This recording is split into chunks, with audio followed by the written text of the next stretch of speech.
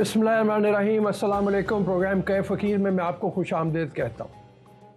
हमेशा की तरह हमारे साथ मौजूद हैं सैयद सरफराज अहमद शाह साहब, मारूफ रूहानी स्कॉलर हैं, और जो फॉर्मेट है हमारा, मैं उसके बारे में आपको क्या बताऊँ। आपको पता ही है कि हम सवालात जो आप भेजते हैं हमें, वो उनके सामने रखते हैं और आपको जवाबात देते हैं।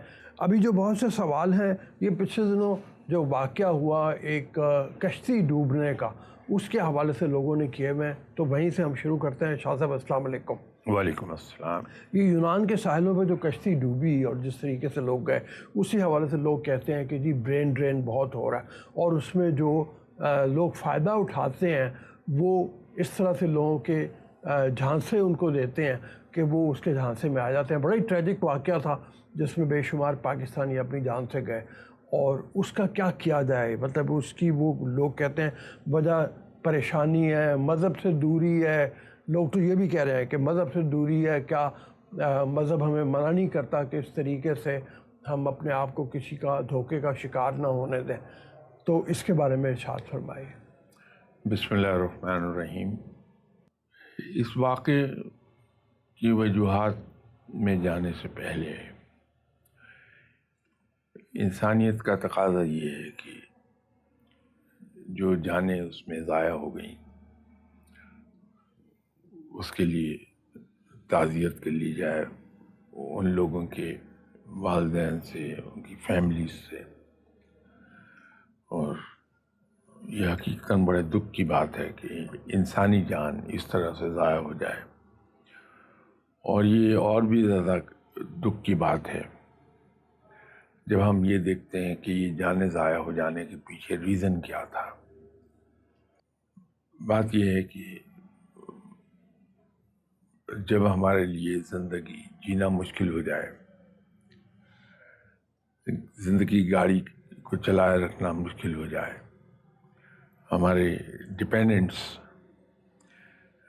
हमारे सामने फाके से हों, तो फिर अखलाकियात खुद ब खुद पस पुश चली आती हैं।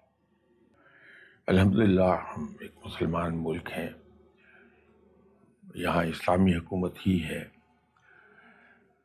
भले नाम ही की सही, लेकिन हम कहते हैं कि हम इस्लामी हुकूमत है। तो बुनियादी तौर पर तो ये हुकूमत की ज़िम्मेदारी है कि अपने शहरियों की बेरेस्ट मिनिमम ज़रूरतें जो हैं उसको पूरा करे, या इंश्योर करे कि कोई शहरी भूखा नहीं सोए। लेकिन जब हम अपनी ज़िम्मेदारियां पूरी नहीं कर पाते फॉर एनी रीज़न, तो फिर वहाँ इसी किस्म के इक़दामात होते दिखाई देते हैं कि लोग भूख के हाथों मजबूर होके गैर कानूनी तौर पर उन ममालिक में जाने की कोशिश करते हैं जहाँ हमारे ख्याल के मुताबिक ज़िंदगी आसान है। जहाँ हम जाने की कोशिश करते हैं वहाँ भी ज़िंदगी बड़ी दुश्वार है। लेकिन एक चीज़ ज़रूर इंश्योर है, वो है कि इंसान भूखा नहीं मरता। वहाँ बुनियादी ज़रूरियात किसी न किसी तरह हुकूमत मुहैया कर देती है। इसमें तो ये सवाल, अल्हम्दुलिल्लाह एक जमहूरी मुल्क है पाकिस्तान, और हमारी एक पार्लियामेंट भी है जहाँ अक्सर बेशतर आपको बड़ी पुरज़ोर तकारीर होती दिखाई देंगी। वहाँ ये टेकअप किया जाना चाहिए। जिन इलाकों के वो रहने वाले थे, उन इलाकों के जो अवामी नुमाइंदे हैं, उनको पार्लियामेंट में ये सवाल उठाना चाहिए कि मेरे हल्के का एक आदमी इस तरह से उसकी जान चली गई, तो हुकूमत क्यों नहीं इक़दाम करती। तो ये काम एहतजाज से, मज़ाहरों से, नारों से नहीं होंगे, बल्कि हमें इस तरफ को जाना पड़ेगा कि जो हमारे नुमाइंदे पार्लियामेंट में बैठते हैं वो एक दूसरे पर इल्ज़ामात की बौछार करने के बजाय ऐसे मामलात को पार्लियामेंट में जिसके लिए बनी है وہاں ٹیک اپ کریں اور حکومت کو فورس کیا جائے کہ حکومت اور کچھ نہیں تو کم سے کم انتہائی بنیادی ضروریات، روٹی ایک وقت کی مل جائے، سوتے وقت بھوکا نہ سوئے بندہ، وہ تو فراہم کر دے کسی طرح. اس کو اس سطح پر اٹھایا جانا چاہیے جو پارلیمنٹ کی سطح ہے، کہ پارلیمنٹ کے اندر ٹیک اپ ہو یہ چیز. ہمارے اسپیکر صاحب وزیر اعظم رہ چکے ہوئے ہیں، نیشنل اسمبلی کے اسپیکر. میں تو یہ چاہوں گا کہ اگر کوئی عوامی نمائندہ اس سوال کو نہیں اٹھاتا تو اسپیکر صاحب اپنا استحقاق استعمال کر کے اس ایک چیز کو ایجنڈے پر لے آئے کہ ڈسکشن اس پر ہوگی کہ جو شہری بیچارے بھوک کے ہاتھوں مجبور ہو کے جا رہے ہیں ان کو بنیادی ضرورتیں تو فراہم کرے گورنمنٹ کسی نہ کسی طرح. اب ہمارے یہاں اس طرح سے ہوتا ہے کہ جو اپروچ ہوتی ہے حکومتوں کی وہ اس طرح کی ہوتی ہے کہ تعلیمی نظام کو بہتر کرنے کی طرف توجہ نہیں ہوگی، بلکہ یہ ہوگا کہ اوپر کے لیول کے اوپر کچھ چیزیں کر دی جائیں اور اس سے یہ تاثر دیا جائے کہ جناب اتنے % لوگ جو ہیں وہ بہت اچھے طریقے پہ تعلیم یافتہ ہو گئے ہیں، لیکن وہ جو نیچے لیول ہے وہ اتنا ہی خراب ہوتا چلا جا رہا. تو یہ بڑا ضروری نہیں ہے کیا آپ جو سمجھتے ہیں؟ آپ کی بات وہ تو بالکل ٹھیک ہے کہ مطلب اس کو اسمبلی میں ڈسکس ہونا چاہیے، کیا بھی، لیکن اور زیادہ ہونا چاہیے، مستقل حل اس کا ہونا چاہیے. لیکن تعلیمی نظام جو ہے نیچے کے لیول کے اوپر اس کو ٹھیک کرنے کی کوئی ذمہ داری لینے کو تیار نہیں ہے. بالکل صحیح ہے رؤف صاحب کہ ہماری توجہ نہ تعلیم پر ہے نہ صحت پر ہے، لیکن یہ کام کبھی ہو نہیں سکتا. میں مایوسی کا اظہار نہیں کر رہا، جی میں قرائن کی بات کر رہا ہوں. قرائن یہ کہتے ہیں کہ یہ مسائل اس طرح حل نہیں ہو پائیں گے. اس وقت جو کام ہم کر رہے ہیں وہ یہ ہے کہ آج کل مانسون شروع ہو گیا، ہمارے یہاں گھروں میں سیلن نمودار ہو جاتی ہے جی دیواروں پر. مکان ہماری اپنی ذاتی ملکیت ہے، اس کا ہمیں درد ہوتا ہے، لیکن جنرلی ہماری اپروچ کیا ہوتی ہے کہ ہم اتنے حصے کو کیمیکلز استعمال کر کے ڈرائی کرنے کے بعد پینٹ کر کے خوش ہو جاتے ہیں کہ معاملہ ٹھیک ہو گیا. اگلی بارش آتی ہے وہ پھر وہیں مسئلہ آ جاتا ہے. کوئی زیادہ عقل مند ہوگا تو اتنے حصے کا سیمنٹ پلاسٹر اکھڑوا کے نیا پلاسٹر کر کے تو پینٹ کر کے خوش ہو جائے گا کہ میں نے ریپیئر کر لی. لیکن ہوتا کیا ہے کہ کہیں پر ایک سیپیج ہو رہی ہوتی پانی کے اندر، وہ رفتہ رفتہ دیوار کو کھاتی جاتی ہے، بنیادوں سے بعض کا پانی اوپر آنا شروع ہوتا ہے. ایک وقت آتا ہے کہ وہ دیوار گر جاتی ہے. تو اگر ہم اس سیلن کو لوکلی ریپیئر کرنے کی بجائے پہلے ہی دن یہ تحقیق کر لیں کہ پانی کی سیپیج کہاں سے ہے، اس کو ہم ریپیئر کر لیں تاکہ پانی اندر انٹر نہ ہونے پائے، بار بار ہمیں اس کی ریپیئر نہ کرنی پڑے. ہمارے یہاں مسائل کو اسی طرح ہم لیتے ہیں کہ جو سیلن ہے اس کو لوکلی ریپیئر کر کے پینٹ کر کے دکھا دیا جائے کہ نہیں صاحب یہ تو بالکل صحیح حالت میں ہے. یہ رویہ ہمیں ترک کرنا پڑے گا. یہ قومی سطح پر یہ رویہ ہمارا ہو گیا ہے. آپ نظام تعلیم کی بات کر رہے ہیں جو ایک بہت بڑا کام ہے، اپ ہل ٹاسک ہے جو آپ فرما رہے ہیں. ایک چھوٹا سا میں آپ سے نمونہ عرض کر دوں. جی ایک زمانے میں پابندی نہیں لگی کہ ڈرائیونگ کے دوران فون استعمال نہیں کیا جا سکتا. جی بہت اچھی پابندی تھی، جی بہت سختی ہوئی، جگہ جگہ روک لیتے تھے، جرمانہ ہوتا تھا۔ اب صورتحال یہ ہے کہ ٹریفک وارڈن کھڑا ہوتا ہے، جی اس کے پاس جا کے میں گاڑی روکتا ہوں، اس کے سامنے فون سن رہا ہوتا ہوں، وہ نہیں روکے گا۔ پھر کہیں آنکھ کھل جائے گی کسی کی، ایک مہم چلے گی 1 ہفتے کے لیے، اور پھر ہم سو جائیں گے۔ وہ خودکار نظام ہم ڈیولپ نہیں کرتے ہیں کہ جہاں پہ جو قانون کی پابندی شرط ہے۔ ایک زمانے میں مجھے یاد ہے، کافی دیر پہلے آپ ہی پروگرام میں مثال دیا کرتے تھے موٹر وے پولیس کی، کہ دیکھیے موٹر وے پولیس کتنا اچھا نظام چلا رہی ہے۔ میں بھی اس کی بڑی ستائش کرتا تھا کہ واقعی موٹر وے پر، ابھی آپ چلے جائیے موٹر وے پر تو غالباً ہماری پولیس کی نظر میں سوائے اوور سپیڈنگ کے کوئی اور جرم نہیں ہے۔ حالانکہ اگر دیکھا جائے، اس کی گہرائی کو دیکھا جائے کہ کوئی قانون کیوں بنایا جاتا ہے؟ شہریوں کی حفاظت کے لیے۔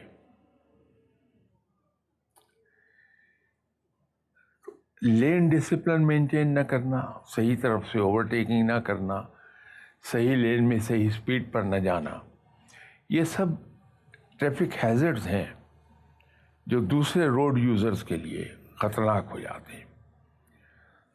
میں نے موٹر وے پر وہ زمانہ دیکھا ہے، ایک ہمارے آئی جی ہوا کرتے تھے، جو آئی جی موٹر وے پوسٹ ہو گئے تھے، ضیاء الحسن صاحب۔ کمال کی امپلیمنٹیشن تھی ان کے دور میں قانون کی۔ موٹر وے پر آپ موبائل 2 منٹ کے لیے استعمال نہیں کر سکتے تھے، آگے کہیں روک لیا جائے گا کہ آپ یہاں سے 10 کلومیٹر پیچھے موبائل یوز کر رہے تھے۔ آپ مستقل ٹاپ لین میں نہیں جا سکتے تھے، روک لیا جاتا تھا کہ اتنے فاصلے سے آپ ٹاپ لین یوز کر رہے ہیں جبکہ وہ اوورٹیکنگ کے لیے ہے۔ آپ بار بار لین چینج کریں، روک لیا جائے گا کہ آپ بار بار لین شفٹ کر رہے ہیں، یہ دوسروں کے لیے خطرناک ہے۔ آپ ٹاپ لین میں 100 کی سپیڈ پہ جا رہے ہیں، روک لیا جائے گا کہ آپ سلو جا رہے ہیں، وہ سپیڈ اس میں آپ 120 سے کم نہیں جا سکتے۔ امپلیمنٹ ہو رہا تھا اور اسی کو لوگ یاد بھی کرتے ہیں۔ یہ اس وقت ہوتا ہے جب ہم یہ سمجھ لیں کہ قانون کیوں بنایا گیا تھا، اس کو امپلیمنٹ کرنے کے پیچھے حکمت کیا ہے۔ جی، یہاں پہ پروگرام کو ہمیں روکنا پڑے گا ایک چھوٹی سی بریک کے لیے۔ اجازت دیجیے بریک کے لیے، بریک کے بعد واپس آتے ہیں۔ جی ویلکم بیک۔ ہم چلتے ہیں پروگرام کو جہاں سے ہم نے چھوڑا تھا وہیں سے شروع کرتے ہیں۔ تو شاہ صاحب، ہم ظاہر ہے ہر آدمی چاہتا ہے ٹھیک بھی ہو، یہ چاہے وہ کم پڑھا لکھا بھی ہو، اس کے ذہن میں یہ ضرور ہوتا ہے کہ اس کو ٹھیک ہونا چاہیے۔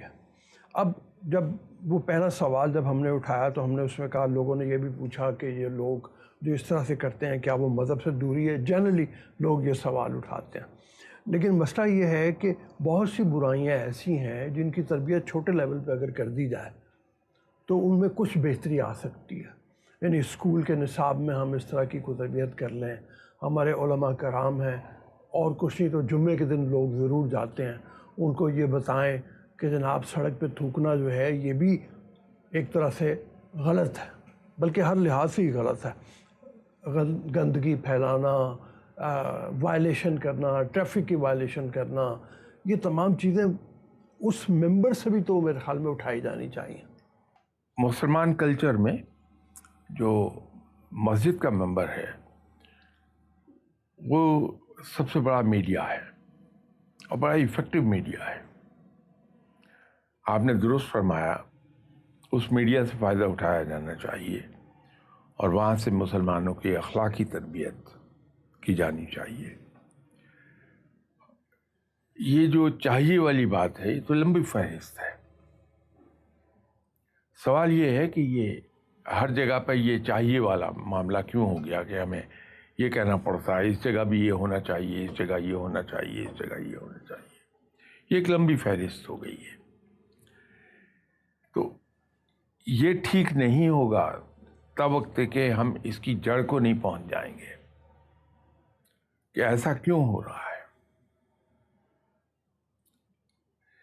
اس جڑ کو پکڑ لیجئے، وہاں سے ابتدا کر لیجئے. ہمارے یہاں حکومتیں آتی ہیں، میں کسی ایک حکومت کی بات بالکل نہیں کر رہا، میں پچھلے 72 ایئرس، عمر پاکستان کی 75 ایئرس ہے، میں 72 ایئرس کی بات کر رہا ہوں. 72 ایئرس سے جو حکومت بھی آتی ہے اس کے دعووں کو اگر ہم نہ دیکھیں، ان کو اگنور کر دیں جو زبان سے وہ کہتے ہیں، جو ان کے ایکشنز کہتے ہیں، ایکشنز ان زبانی دعووں کے بالکل برعکس ثابت ہوتے ہیں. اب تو ضرورت اس بات کی ہے کہ جو بھی حکومت کوئی آئے پاور میں، وہ ہوم ورک کر کے آئے. اس کی میں ایک ایگزامپل آپ کو دے دوں کہ ہم نے ایک بات سیکھی تھی کہ ہمارا ایک سینئر آفیسر جب جوائن کرتا ادارے کو تو ہم اس کو از خود یہ کہہ دیتے ہیں کہ آپ نے ایک ہفتہ کام نہیں کرنا. بالکل ایک ہفتہ بیٹھ کے آپ اسٹڈی کیجئے ادارے کو اور مجھے رپورٹ سبمٹ کیجئے آپ کہ ادارے میں آپ کی نظر میں کیا کہاں امپرومنٹ چاہیے، وہ ایریاز کون سے ہیں جہاں امپرومنٹ ہونی چاہیے، اور وہ امپرومنٹ کیسے لانا پسند کریں گے آپ. تو ہم اس کو سینئر آدمی کو از خود کہہ دیتے ہیں کہ آپ نے ہفتہ 10 دن کام بالکل نہیں کرنا. اس کا نتیجہ یہ ہے کہ وہ 10 دن کے بعد ہمیں جب رپورٹ سبمٹ ہوتی ہے تو ہمیں 2-3 چیزوں کا اندازہ ہو جاتا ہے کہ اس آدمی کی ویژن کیا ہے، یہ کتنی گہرائی تک دیکھ سکتا ہے چیزوں کو، اور اس نے بیماری کو صحیح طریقے سے ڈائگنوز کر کے صحیح دوا بھی پریسکرائب کی ہے یا نہیں کی ہے. تو اس سے ہم اگلی بات یہ کہتے ہیں جہاں ہم ایگری کر رہے ہوتے ہیں کہ یس یہ اس کی ایریاز ایسے ہیں جہاں امپرومنٹ ہونی چاہیے، تو پھر ہم ان سے یہ کہتے ہیں اس کا باقاعدہ ایک شیڈول تیار کیجئے، روڈ میپ تیار کیجئے. How would you like to go about it. تو وہ پھر اس کا علاج اور اس کا شیڈول کب کس سٹیج پر وہ کیا کرنا چاہیں گے وہ سبمٹ کر دیتے ہیں. تو اس میں 15 دن گزر جاتے ہیں، اس پہ شک نہیں. وہ 15 دن کی تنخواہ ہم بغیر کام کے دے رہے ہوتے ہیں انہیں، لیکن اس کا ایک بہت بڑا فائدہ ہوتا ہے کہ اگلے 5-10 سال کا شیڈول سامنے آ جاتا ہے کہ یہ صاحب جو اتنے مہنگے رکھے ہیں ہم نے، یہ کیا کریں گے اور کب کیا ہوگا، اس کا رزلٹ کیا پروڈیوس ہو جائے گا. تو انہی لائنز پر اگر حکومت کے اندر تیاری کر کے آ جائے، جو بھی اگلی حکومت میں آئے، کوئی سی جماعت ہو، کوئی سیاسی جماعت ہو، کوئی بھی ہو، وہ اگر ہوم ورک کر کے آ جائے کہ پاکستان ایک اچھے حال سے اٹھ کے اس حال کو کیسے آ گیا، وہ ریزنز کیا تھے جنہوں نے ملکی حالات ایسے کر دیے، اور ان کا توڑ کیا ہے، اس کا علاج کیا ہے، تو ایک پورا پروگرام لے کے آئے اور اس پروگرام پر بڑا ریلیجسلی کام شروع ہو جائے. اب جیسے ہر آدمی کا اپنا ایک نقطہ نظر ہے جو غلط بھی ہو سکتا ہے، صحیح بھی ہو سکتا ہے. میرے نزدیک پاکستان، اور میں آج کا نہیں، بہت جہاں موقع ملا میں یہ کہتا ہوں کہ پاکستان کے اندر ایک اخلاقی بیماری آئی ہے، وہ ہے ہماری مورل ویلیوز ختم ہو گئی۔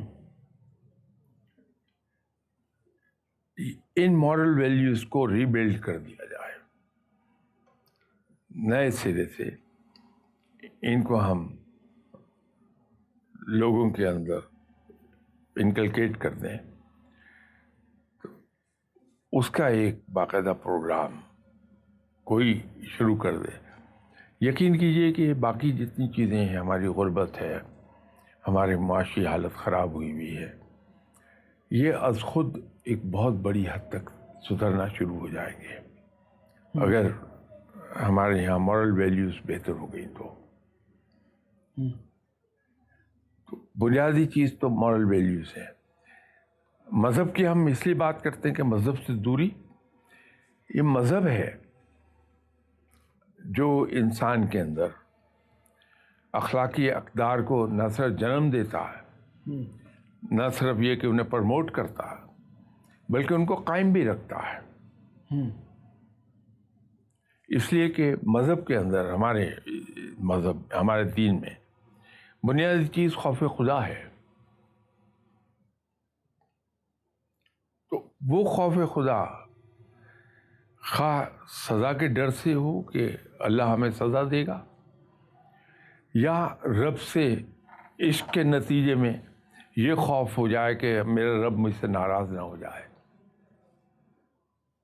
کیونکہ اس کی ناراضگی دو طرح سے ہے نا، کہ ہمارے گناہوں کے نتیجے میں وہ ہم سے ناراض ہو کے سزا نہ دے دے، یا اگر ہم اپنے رب سے عشق کر رہے ہیں تو یہ ڈر کہ وہ ہمارے ساتھ ناراض نہ ہو جائے۔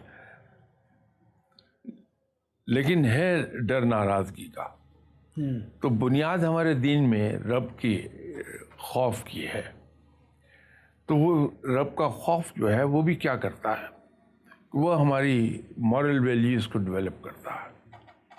تو اس لیے ہم یہ کہتے ہیں کہ ابتدا اس کی دین سے دوری کی ہے، کہ نہ دین کی دوری ہو، نہ ہماری اخلاقی حالات خراب ہوں۔ جب اخلاقی حالت ہماری خراب نہیں ہوگی تو بہت سی چیزیں از خود درست ہونا شروع ہو جائیں گی۔ شاہ صاحب، باتوں کا سلسلہ جاری رہے گا، لیکن پہلے ایک بریک لے لیں۔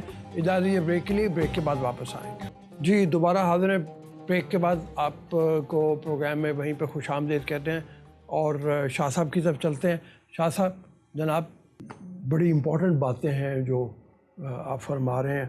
وہ ہمارے ایک دوست ہیں ڈاکٹر فوزیہ سعید، جو اسکالر ہیں، آج کل امریکہ گئی ہوئی ہیں۔ انہوں نے کل مجھے ایک وائس میسج بھیجا، ایک آرٹیکل بھی بھیجا، اور وہ پاکستان کے پولیٹیکل سسٹم اور اس کے حوالے سے، اور وہ اب الیکشن ہونے والے ہیں تو اس حوالے سے بھی وہ بات کر رہی تھیں، اور وہ یہی کہہ رہی تھیں کہ جو ایسے مسائل ہیں یا اہم مسائل ہیں وہ کسی پولیٹیکل پارٹی کے ایجنڈے پہ شامل ہی نہیں ہیں۔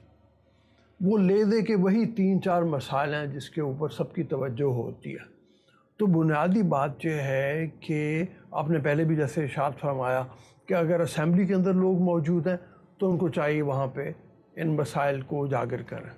اگر اس وقت ان کو الیکشن لڑنا ہے تو ان کو چاہیے ان مسائل کو اجاگر کریں۔ تو یہ کتنا زیادہ ضروری ہے پولیٹیکل پارٹیز کے لیے کہ وہ بالکل گراس روٹ لیول کے اوپر چیزوں کو انڈرسٹینڈ کرتے ہوئے ریئل ایشوز کو ایڈریس کریں۔ میں نے تو آپ سے پہلے ہی عرض کیا جی کہ یہ جانے بغیر کہ کون سی سیاسی پارٹی ہے، یہ ایک جنرل بات میں نے اصولی بات کی تھی کہ جب تک ہم ہوم ورک کرنا نہیں سیکھیں گے اور ایک تیاری نہیں رکھیں گے کہ اگر حکومت میں ہم آ گئے تو ہم نے یہاں کرنا، تو یہ تو ایک پوری بڑی باریک اسٹڈی یہ ڈیمانڈ کرتی ہے یہ چیز کہ بہت گہرائی سے دیکھا جائے۔ دیکھیے، کبھی بھی مجھے یہ احساس نہیں ہو سکتا کہ میں آج کہاں کھڑا ہوں جب تک کہ میں پیچھے مڑ کر نہ دیکھوں کہ میں کہاں سے میں نے سٹارٹ لیا تھا، آج میں کہاں آیا ہوں.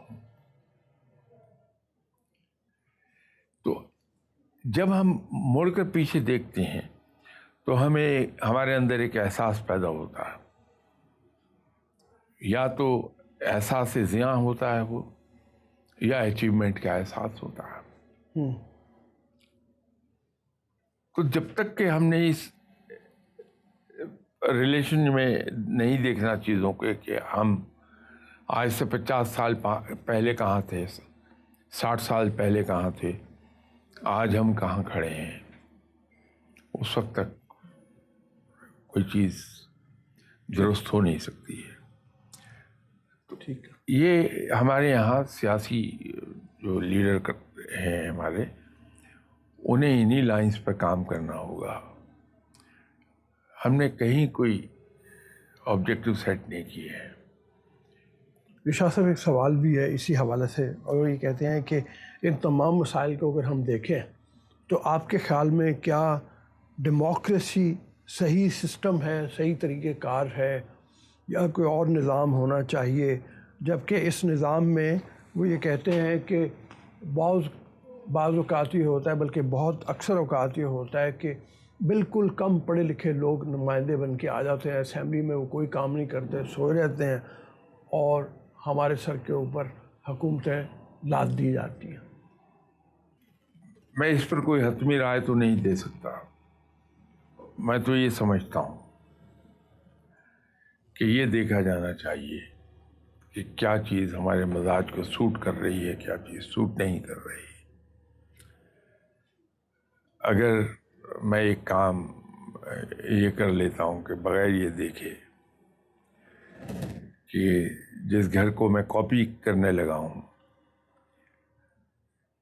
وہ گھر سینٹرلی ایئر کنڈیشنڈ ہے، میں اپنے گھر کے کمرے چھوٹے کر لیتا ہوں، چھتیں نیچی کر لیتا ہوں، وینٹیلیشن کا انتظام اڑا دیتا ہوں، کہ میں نقل جس کی کر رہا ہوں اس کے یہاں یہی ہے،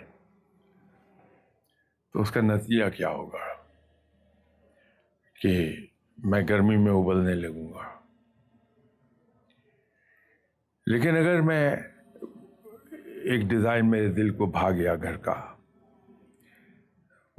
اس کو میں ماڈیفائی کر لوں اپنے موسمی حالات کے مطابق، تو خوبصورتی بھی قائم رہ جائے گی اور میرا کمفرٹ بھی رہ جائے گا. تو ہم جس چیز کو بھی کاپی کر رہے ہیں، ایک سیاسی نظام نہیں، دوسری سب چیزیں بھی، کسی بھی سیاسی جماعت کا ورکر کہاں سے سٹارٹ لیتا ہے، کتنا عرصہ اس کی سیاسی تربیت ہوتی ہے، پھر وہ اپنے کونسل میں ایز کونسلر الیکٹ ہو کے آتا ہے، بورو میں الیکٹ ہو کے آتا ہے، وہاں سے چلتا چلتا چلتا چلتا